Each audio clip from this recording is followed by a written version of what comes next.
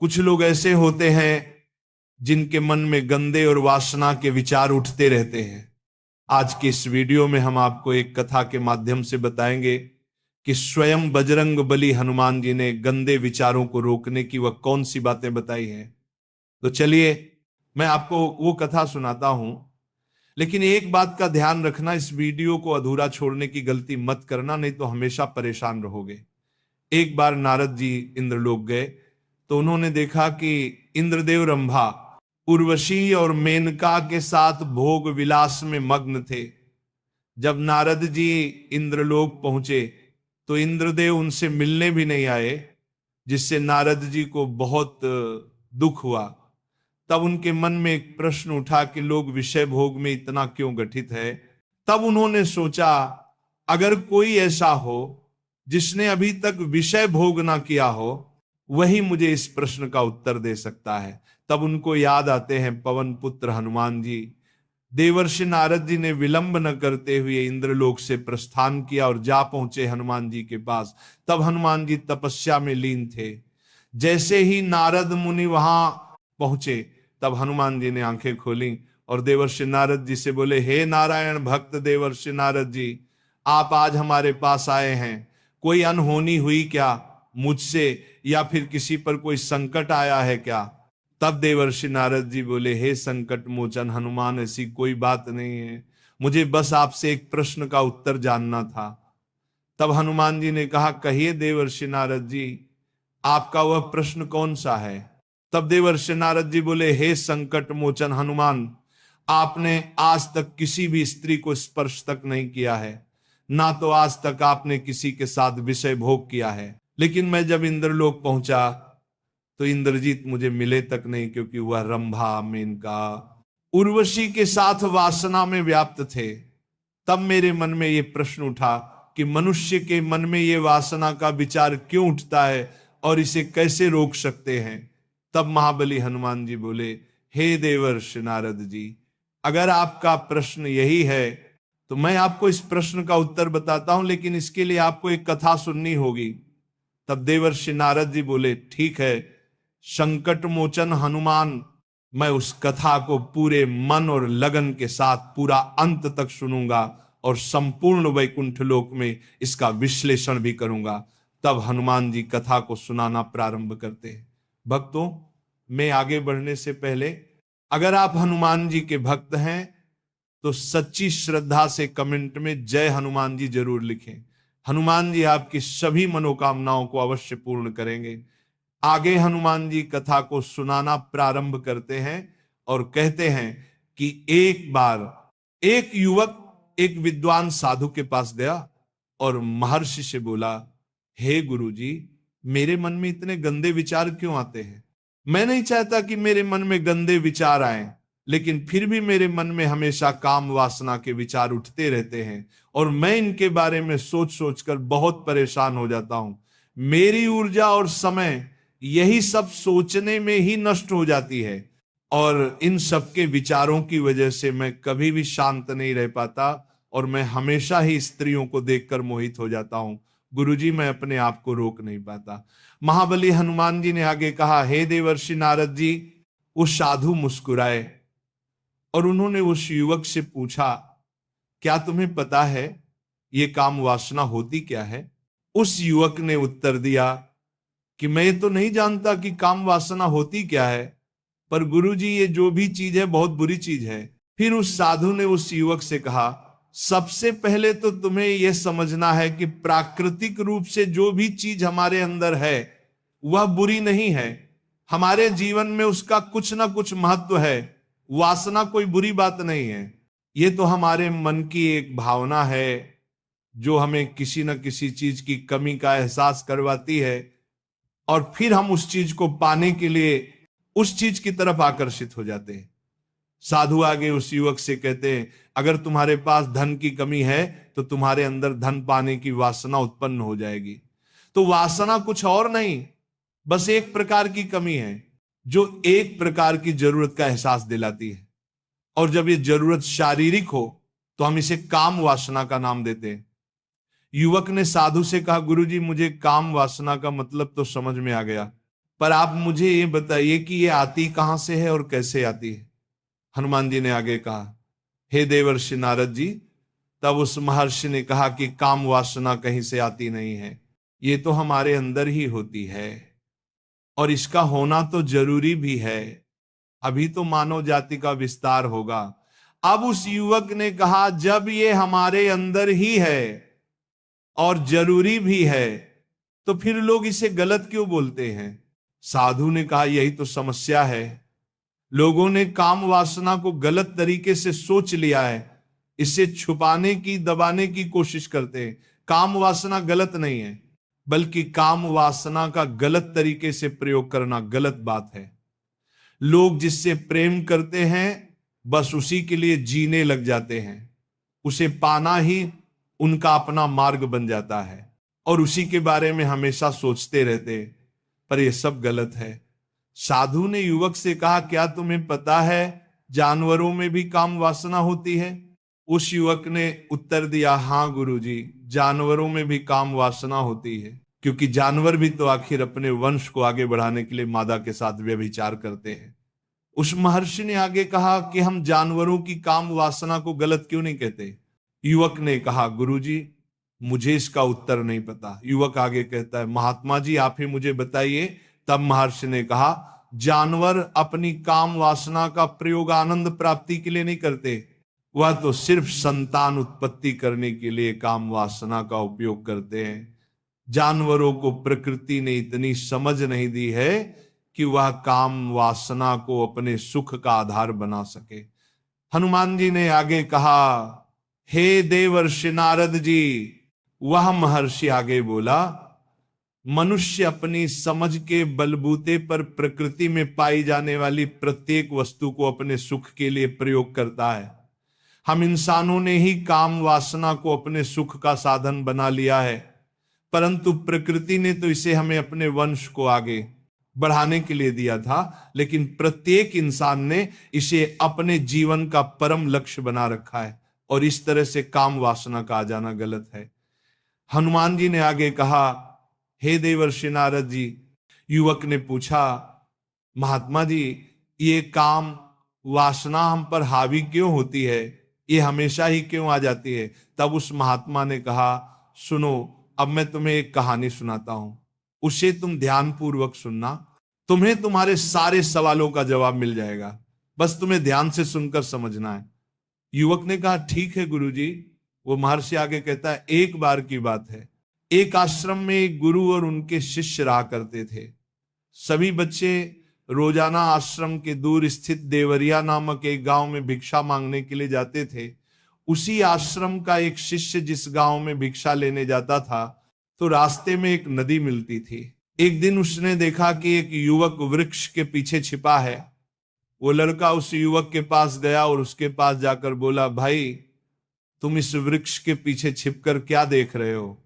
तब उस पेड़ के पास छुपे हुए युवक ने कहा, अरे तुझे नहीं दिख रहा क्या कि मैं क्या देख रहा हूं। तब शिष्य ने नदी की ओर देखा तो वहां पर कुछ युवतियां पानी भर रही थी। तब उस शिष्य ने उस युवक से कहा, अरे भाई वहां पर तो युवतियां पानी भर रही हैं, इसमें छिपकर देखने वाली क्या बात है। युवक शिष्य की तरफ देखकर कहने लगा, अरे पागल, तुम्हें दिखाई नहीं दे रहा क्या कि कैसे ये औरतें नदी से पानी निकाल रही हैं। जरा उनकी अदाओं को तो देखो, उनके कोमल शरीर को देखो, उनकी पतली कमर मटके को उठाते समय बल खाती चाल को तो देखो, और उनके बाल उनकी कमर पर कैसे लहरा रहे, मानो सुंदरता बिखरी हो।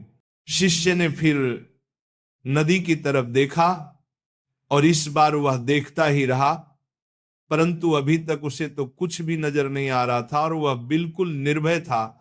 उसे किसी भी बात का कोई डर नहीं था, लेकिन अब वह छिप के उन युवतियों को देखने लगा। तभी वह अचानक अंदर से अपने ही अंतर मन से कांप गया और उसने कहा, ये मैं क्या कर रहा हूं, मैं जो कर रहा हूं वो सही नहीं है, मुझे यहां से चले जाना चाहिए। और फिर वह जल्दी से वहां से चला गया। वो आश्रम पहुंच जाता है, आश्रम जाकर अपने कार्यों में लग गया, लेकिन जो वह आज देखकर आया था अब भी वही उसकी आंखों के सामने बार बार आ रहा था। उसके मन में वही दृश्य चल रहा था उसका मन वहीं सब कुछ देखने के लिए उतावला हो रहा था। उसका किसी भी काम में मन नहीं लग रहा था। सुबह होते ही बहुत जल्दी ही शिक्षा के लिए निकलता है और उस नदी के पास वाले वृक्ष के पास जाता है जहां पर वह युवक पहले से मौजूद रहता था।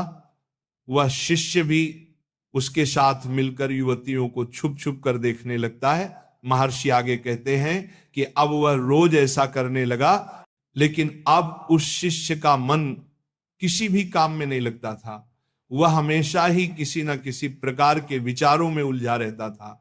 वह आश्रम के कार्यों को भी ठीक तरीके से नहीं कर पा रहा था, ना वह ठीक से सो पा रहा था, ना वह ठीक से खाना खा पा रहा था। उसका मन बेचैन रहने लगा था। उसका मन बार बार उन युवतियों के सौंदर्य को देखने के लिए उतावला होता रहता था। जब उसके गुरु शिक्षा देते थे तब भी उसका मन कहीं और विचारों में खोया रहता था। जब शिष्य का यही रोज रोज का हो गया तो गुरु ने अपने शिष्य की इन हरकतों को भांप लिया था। महाबली हनुमान नारद जी को कथा सुनाते हुए आगे कहते हैं कि एक दिन गुरु ने शिष्य को अपने पास बुलाया और कहा, आज से मैं भी तुम्हारे साथ भिक्षा मांगने चलूंगा, हम दोनों साथ साथ भिक्षा मांगने चलेंगे। तब शिष्य गुरु को मना करते हुए बोला, नहीं गुरुदेव, आप परेशान क्यों हो रहे हो, मैं अकेला ही ठीक से भिक्षा मांग सकता हूं।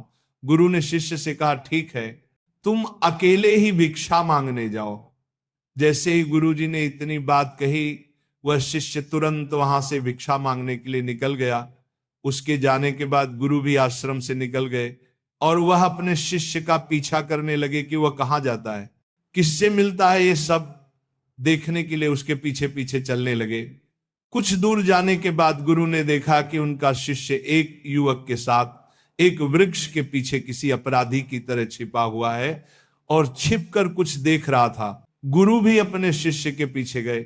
उन्होंने सोचा कि आखिर उनका शिष्य क्या देख रहा है जिसे देखने के लिए वह वृक्ष के पीछे अपराधियों की तरह छिपा हुआ है।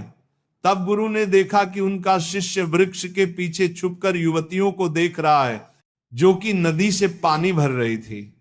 तभी गुरु बोल पड़े, शिष्य तुम ये क्या देख रहे हो? अपने गुरु की आवाज सुनकर वशिष्ठ घबराकर विचलित हो गया और उसके पसीने छूटने लगे। वह धीर वीर पुरुष थर थर कांपने लगा, जैसे किसी चोर को चोरी करते समय रंगे हाथों पकड़ लिया गया हो। उसकी हालत खराब हो गई।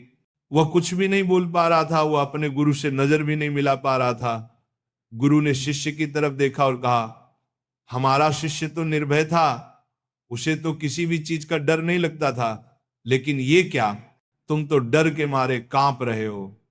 शिष्य ने गुरु से कहा, मुझे माफ कर दो गुरुजी, मेरा इसमें कोई दोष नहीं है।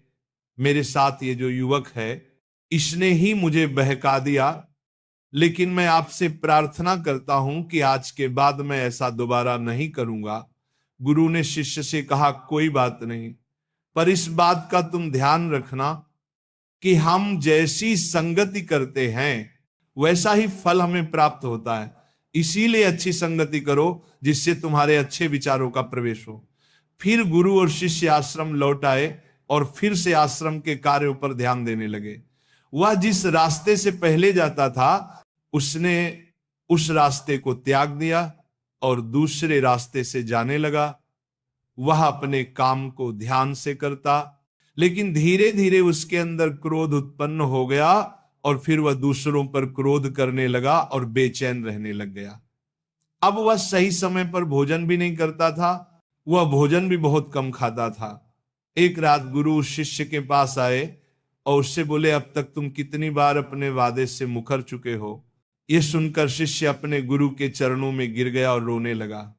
रोते रोते ही उसने गुरु से कहा, गुरुदेव, मैं कई बार अपना वादा भूला हूं, फिर वादा कर लेता हूं, लेकिन हर बार मैं वादा भुला देता हूं। मेरा मन मेरे नियंत्रण में है ही नहीं।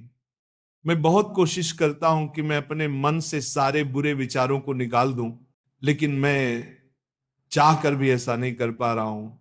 फिर गुरु ने शिष्य को कहा, ठीक है, चलो मेरे साथ। गुरु शिष्य को आश्रम के बगीचे में लेकर गए और शिष्य से कहा, देखो, यहां पर कुछ नाली बनी हुई है जिससे नदी का पानी इन पौधों तक आ रहा है, और ये पानी एक निरंतर बहाव से बह रहा है। क्या तुम इस पानी के बहाव को रोक सकते हो? अब शिष्य ने उत्तर दिया, हाँ गुरुजी, मैं इस बहाव को रोक सकता हूं। फिर शिष्य ने मिट्टी उठाकर उस नाली में डाल दी। वो पानी कुछ देर के लिए रुक गया और फिर कुछ समय बाद मिट्टी के ऊपर से पानी बहने लगा। गुरु ने शिष्य से कहा, अरे ये क्या, ये तो पानी रुका ही नहीं।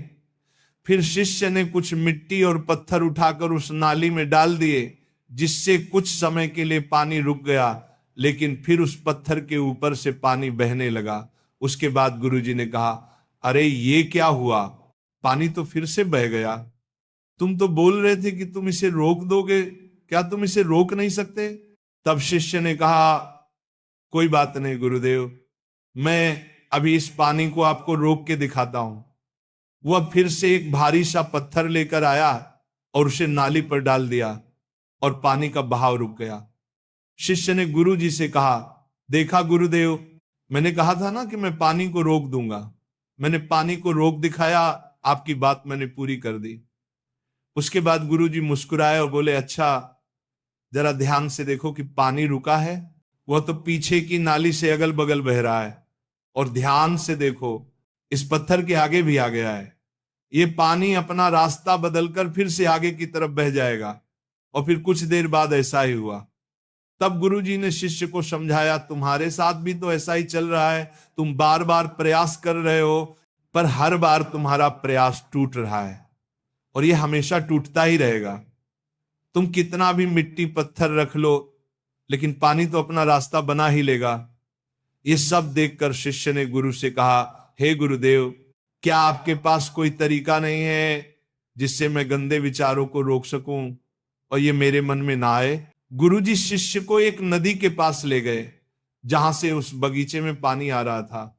गुरु ने शिष्य से कहा, वह पानी इसी नदी से जा रहा है, अगर हम यहीं से उस रास्ते को बंद कर दें जहां से पानी बगीचे में जा रहा है। तब शिष्य बोला, मैं इस पानी को यहीं से बंद कर देता हूं, तब आगे की नाली में पानी जाएगा ही नहीं। फिर शिष्य ने नदी से जाने वाले रास्ते में बहुत मेहनत करके पत्थर और मिट्टी डाल डाल के बंद कर दिया, और गुरुजी से बोला, गुरुदेव, मैंने पानी को बंद कर दिया है, अब ये पानी बगीचे में जाएगा ही नहीं। तब गुरु ने कहा, अगर पानी बगीचे में नहीं जाएगा तो पौधों को पानी कहां से मिलेगा? उन पौधों को तो पानी की आवश्यकता है, और उन पौधों में कुछ पौधे तो ऐसे हैं जिनको रोज पानी की आवश्यकता है, वह तो मुरझाकर मर ही जाएंगे, उनका क्या होगा? पानी तो हमें खोलना ही होगा। शिष्य ने गुरु की बात सुनकर वापस नदी से जाने वाले पानी का रास्ता खोल दिया।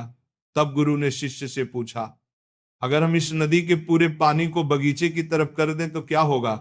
शिष्य ने जवाब दिया, गुरुदेव, वहां पर जितने भी पौधे हैं वह नष्ट हो जाएंगे, वहां पर कुछ नहीं बचेगा।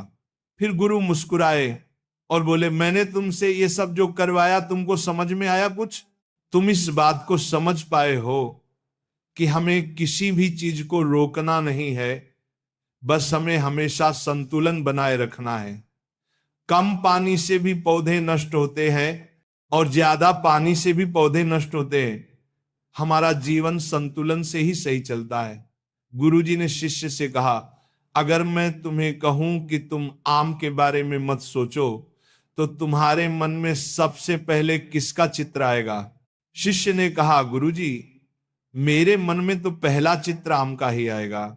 गुरु ने कहा, जब हम गंदे विचारों को जबरदस्ती रोकने का प्रयास करते हैं तो वह और मजबूती के साथ हमारे अंदर प्रवेश करते हैं, इसीलिए हमें उन्हें कभी भी दबाने की कोशिश नहीं करनी चाहिए। फिर गुरु ने शिष्य को समझाते हुए कहा, हमारे गंदे विचार बुरे लोगों की संगति करने की वजह से भी आते हैं। कई बार ऐसा होता है कि काम भाव हमारे अंदर होता ही नहीं है, लेकिन कुछ अश्लील लोगों के साथ रहने की वजह से यह हमारे अंदर हावी हो जाता है। फिर शिष्य ने कहा, गुरुदेव, आप सत्य कह रहे हैं, मैं अपने मार्ग से भटक गया था। महर्षि उस युवक से आगे कहते हैं कि वह शिष्य उस रात बहुत ही चैन की नींद सोया, सुबह अपने कार्यों को पूरे मन से किया और फिर सुबह वह भिक्षा लेने के लिए उसी रास्ते से गया जहां वह युवक आज भी वृक्ष के पीछे छुपकर उन युवतियों को देख रहा था। वह शिष्य नदी पर गया जहां वो युवतियां पानी भर रही थी।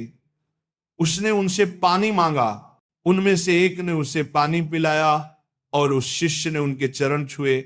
शिष्य को उन्होंने आशीर्वाद दिया, तुम्हारा कल्याण हो। उसका मन सकारात्मक ऊर्जा से भर गया, उसके चेहरे पर मुस्कान आ गई थी, जैसे उस शिष्य को कुछ खोया हुआ वापस मिल गया हो। वह वापस अपने रास्ते से जाने लगा। तभी पीछे से वह युवक आ गया जो वृक्ष के पीछे छुपा हुआ था। वह वशिष्ठ के पास आया और बोला, अरे भाई, क्या बात है, आज तो तुमने नजदीक से दर्शन कर लिए, तुम तो मुझसे भी आगे निकल गए। तब शिष्य ने कहा, हम हमेशा दूसरे के ही दर्शन करने में व्यस्त रहते हैं, अपने दर्शन कर ही नहीं पाते। तुम कब तक इस वृक्ष के पीछे रहोगे? किसी को पसंद करते हो तो उससे कह दो, अगर वह भी तुम्हें पसंद करती है तो शादी कर लो, और उससे पहले तुम कुछ बन जाओ। अपने आप को पहचान लो, ऐसे अपना समय बर्बाद मत करो। फिर वह युवक रोज उस शिष्य से मिलने लगा और उस युवक ने नदी पर जाना त्याग दिया। और फिर वह युवक अपने जीवन में कुछ बनने के लिए संघर्ष करने लगा। अब महात्मा महर्षि ने एक युवक का मार्गदर्शन किया और गुरु की वजह से एक शिष्य और एक और युवक के मन की वासना समाप्त हो गई। अब महाबली बजरंगबली ने कहा, हे नारद जी, अब तो आपको सब कुछ समझ में आ ही गया होगा कि एक मनुष्य को संभोग और गंदे विचारों से बचने के लिए क्या करना चाहिए। तब देवर्षि नारद जी बोले, हाँ पवन पुत्र बजरंगबली हनुमान, मैं अब आपकी बात समझ चुका हूं। संगति बदलो, आपके विचार अपने आप ही बदल जाएंगे। जब तुम्हारे मन में गंदे विचार आए तब आप अपने आप को दोषी मत मानो, केवल उन विचारों में संतुलन बनाने का प्रयास करो और अपने आप को पहचानो। आपको वीडियो कैसा लगा हमें कमेंट में जरूर बताना, और ऐसे ही वीडियो देखने के लिए आप हमारे चैनल को भी सब्सक्राइब अवश्य कर लें। इस वीडियो को अपने मित्रों के साथ शेयर अवश्य करें और सच्ची श्रद्धा से कमेंट में जय हनुमान जरूर लिखें। धन्यवाद।